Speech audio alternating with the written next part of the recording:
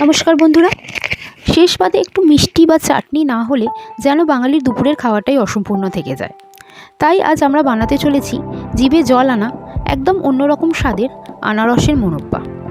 ঝটপট দেখে নিই আমাদের কী কী লাগছে। এর জন্য আমরা নিয়েছি পাকা আনারস, মিষ্টির জন্য লাগবে চিনি আর গোটা ধনে, ফ্লেভারের জন্য লাগবে এলাচ গুঁড়ো, আর স্বাদকে ব্যালেন্স করতে গোটা গোলমরিচ।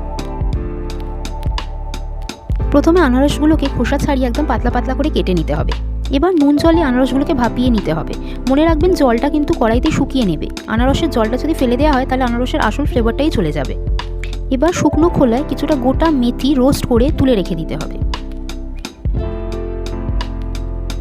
এবার কড়াইয়ে চিনি আর অল্প জল দিয়ে একটা পাতলা শিরা বানিয়ে নিতে হবে।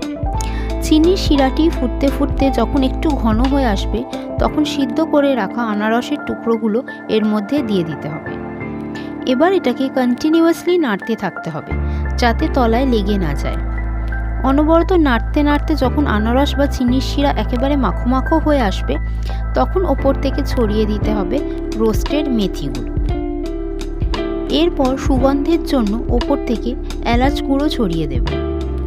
এবার হালকা হাতে নেড়ে চেড়ে গ্যাসটা বন্ধ করে ঢাকা দিয়ে কিছুক্ষণ রেখে দেব। মোরব্বাটা একটু ঠান্ডা হয়ে এলে ওপর থেকে ছড়িয়ে দেব গোলমরিচের গুঁড়ো আর কুচনো আদা আর গোলমরিচের ঝাল ঝাল ফ্লেভার এই মিষ্টি মোরব্বাটার স্বাদকে এক অন্য মাত্রায় নিয়ে যাবে। ব্যাস তৈরি আমাদের টক মিষ্টি ঝালের আনারসের মোরব্বা। শেষ পাতে পরিবেশন করুন আর এনজয় করুন।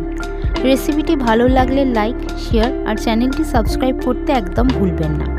আজ আসি, দেখা হবে পরের ভিডিওতে। Thank you.